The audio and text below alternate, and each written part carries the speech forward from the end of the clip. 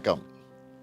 நம்ம திராவிட மாடல் ஆட்சி பொறுப்பேற்ற பிறகு ஒவ்வொரு திட்டத்தையும் பார்த்து பார்த்து செயல்படுத்திக்கிட்டு இருக்கிறோம். அந்த வரிசையில் என்னுடைய மனசுக்கு பிடிச்ச திட்டமாக உருவாகி இருக்கிறது தான் தாயுமானவர் திட்டம். கூட்டுறவுத்துறை சார்பில் வயது முதிர்ந்தோர் மற்றும் மாற்றுத்திறனாளிகளின் வீடுகளுக்கு சென்று ரேஷன் பொருட்களை வழங்குகிற தாயுமானவர் திட்டத்தை தொடங்கி வைக்கிறதுல மகிழ்ச்சி அடைகிறேன்.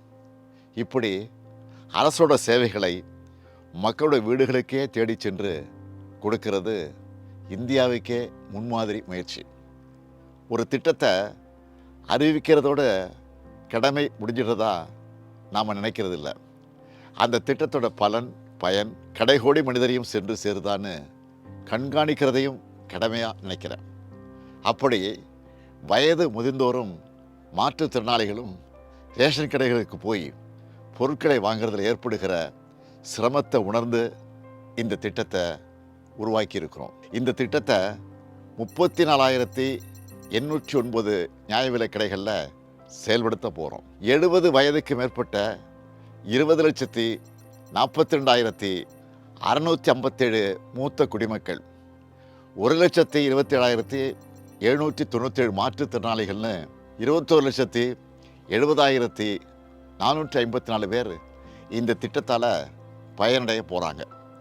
ஒவ்வொரு மாதமும் 2வது சனிக்கிழமை மற்றும் ஞாயிற்றுக்கிழமைகளில் குடிமைப் பொருட்கள் உங்கள் வீடு தேடி வந்துடும். இதுக்காக கூட்டுறவுத்துறைக்கு ஆக போகிற 30,14,00,000 ரூபாயை கூடுதல் செலவாக கருதாமல் மக்களுக்கு செய்கிற உயிர்காக்கும் கடமையாக நாங்கள் நினைக்கிறோம். இது கூட்டுறவுத்துறையோட மிகப்பெரிய சேவை. அந்த துறை அதிகாரிகள், அலுவலர்கள், கடை விற்பனையாளர்கள் செய்ய போகிற மிகப்பெரிய கடமை. தமிழ்நாடு முழுக்க 37,328 நியாய விலைக் கடைகள் இருக்குது.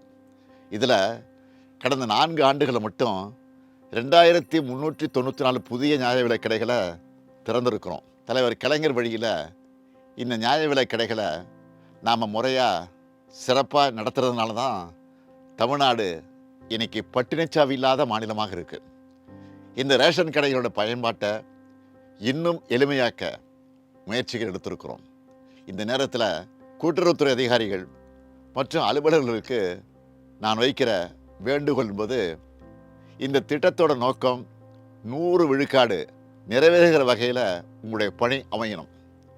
உங்களை எதிர்பார்த்து காத்திருக்கிற முதியவர்களும் மாற்றுத்திறனாளிகளுக்கும் மனம் குளிர்கிற வகையில் நீங்கள் கனிவாக நடந்துக்கணும். நீங்கள் வாங்குகிற நல்ல பெயர்தான் ஆட்சிக்கு கிடைக்கிற பாராட்டு. நன்றி, வணக்கம்.